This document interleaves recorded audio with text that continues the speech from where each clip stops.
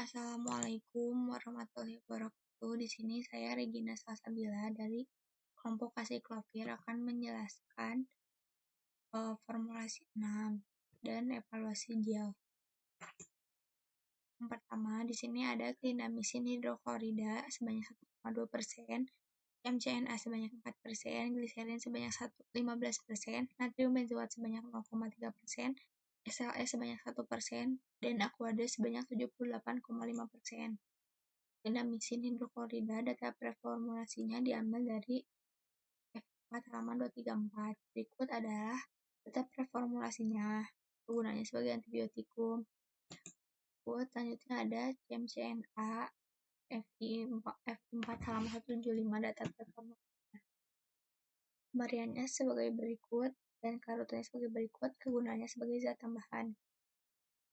Selanjutnya data preformulasi gliserin diambil dari F4 halaman 413. Berikut pemberian dan karutannya, gunanya sebagai zat tambahan. Selanjutnya ada natrium benzoat diambil dari F4 halaman 584. Berikut pemberian dan karutannya, gunaannya sebagai zat pengawet. SLS diambil dari F5 edisi 5. Pemberian dan karutannya sebagai berikut. Kegunaannya sebagai deterjen, surfaktan, dan anionik. Selanjutnya ada Aquades diambil dari FI3 halaman 96. Pemberiannya sebagai berikut dan karutannya sebagai berikut. Gunanya sebagai zat pelarut. Dari data performasi yang kita telah lihat tadi, kita bisa menyimpulkan kalau bahan-bahan berikut bisa dikelompokkan sebagai berikut. Clindamycin hidroklorida, fungsi bahannya sebagai zat aktif. MCNA, fungsi bahannya sebagai giling agen. Gliserin sebagai humektan atau pembasah. Natrium benzoat sebagai pengawet dari kediaan tersebut. SLS juga berperan sebagai humektan atau pembasah. Lalu aquades adalah pelarut atau pembawa zat aktifnya. Penimbangan clindamycin ditimbang sebanyak 0,36 gram, CMCNA ditimbang sebanyak 1,2 gram, gliserin ditimbang sebanyak 0,5 gram, natrium benzoat ditimbang sebanyak 0,09 gram, SLS ditimbang sebanyak 0,3 gram, dan aquades ditimbang sebanyak 23,55 gram. Berikutnya adalah cara pembuatan sedia semisolida gel. Siapkan alat dan bahan, timbang CMCNA dispersikan dalam air yang diaduk cepat untuk mencegah terbentuknya aglomerat. Supaya membentuk larutan koloid, timbang clindamycin hidroklorida gerus dalam mortar ada halus, tambahkan gliserin dan SLS gerus ada halus ada homogen. Tambahkan ke basis gel gerus ada homogen. Timbang natrium benzoat, larutkan dengan air ada larut sempurna. Tambahkan natrium benzoat yang telah dilarutkan ke dalam campuran. Di atas ada homogen, masukkan ke dalam campuran di atas adalah gliserin dan SLS. Masukkan ke dalam pot gel, beri label dan etiket, lalu diserahkan. Selanjutnya kita masuk ke evaluasi gel. Yang pertama ada uji organoleptik. Uji ini meliputi konsistensi, warna, dan aroma. Bila terdapat perubahan, maka itu tanda terjadinya ketidakstabilan sediaan. Tujuannya memeriksa kesesuaian antara sediaan yang dibuat dengan spesifikasi yang telah ditentukan selama formulasi.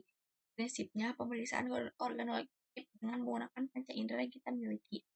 Uji organoleptik pada sediaan gel ini meliputi pengamatan terhadap warna dan aroma. Untuk sediaan gel berwarna putih jernih dan aromanya tidak berbau. Lalu ada uji homogenitas. Tujuannya menjamin distribusi bahan aktif yang homogen. Prinsipnya mengamati secara visual lapisan homogen yang terbentuk pada kaca arloji atau kaca transparan. Ambil sediaan gel secukupnya, lalu taruh di kaca arloji, kemudian ditutup dengan kaca arloji yang lainnya sambil sedikit tekan, lalu dapat diamati sediaan gel sudah homogen. Sediaan dikatakan homogen bila tidak terdapat granul atau bagian yang menempel dari sediaan yang dioleskan pada kaca arloji. Selanjutnya ada uji pH. Alatnya menggunakan pH meter. Tujuannya mengetahui pH sediaan sesuai dengan persyaratan yang telah ditentukan. Prinsip pengukuran pH sediaan uji menggunakan pH meter yang telah dikalibrasi. Prinsipnya syarat-syaratnya kayak pH sediaan kulit itu antara 4,5 sampai 6,5. pH sediaan kulit terikat iritasi kulit, tidak terlalu asam dan basa akan menyebabkan iritasi kulit. Terkait dengan bentuk kimia dan bahan aktifnya, larutan, terion, kriterion dan stabilitas bahan obat. Mengacu pada spesifikasi pH yang telah ditentukan. Terus ini, sebelum kita menguji pH pada sediaan, kita harus mengkalibrasi pH meter biar kayak sesuai gitu yang diukurnya teh. Mengasepkan larutan buffer untuk mengkalibrasi pH meter terdiri dari pH meter pH 4 untuk mewakili pH asam, pH 7 untuk mewakili pH netral, dan pH 9 untuk mewakili pH basa.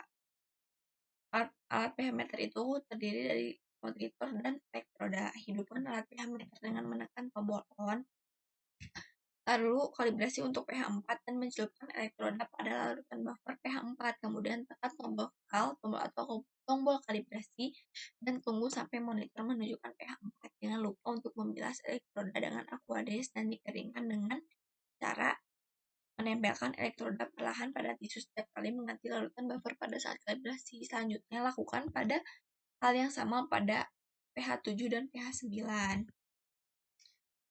Selanjutnya di sini kita dikalibrasi pH meternya. Kita dapat melakukan uji pH untuk sediaan gel dengan cara memasukkan elektroda pada sediaan, lalu tekan tombol read dan tunggu sampai monitor menunjukkan pH sediaan. Selanjutnya ada uji viskositas. Alatnya menggunakan viskometer Brookfield. Tujuannya mengukur tingkat risiko dalam sediaan semi-solid dan menjamin kemudahan penggunaan atau pengolesannya. Jadi penggunaannya tuh biar mudah, jadi gak kasar gitu kerasa kulit teh. Prinsipnya pengukuran gaya sebuah spindle yang dicelupkan ke dalam sediaan, mana semakin kuat putarannya, maka semakin tinggi viskositasnya sehingga hambatannya semakin besar.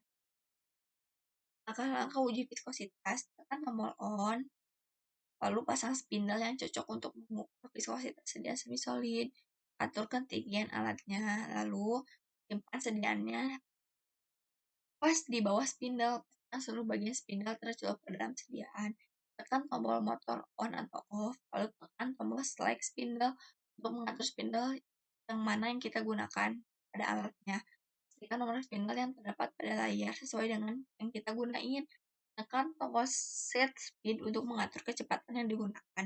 Untuk mengetahui sifat alir dari sediaan, viskositas diukur pada kecepatan 30, 50, dan 100 rpm, dan diulangi dari kecepatan 100, 50, 30, dan 50 rpm.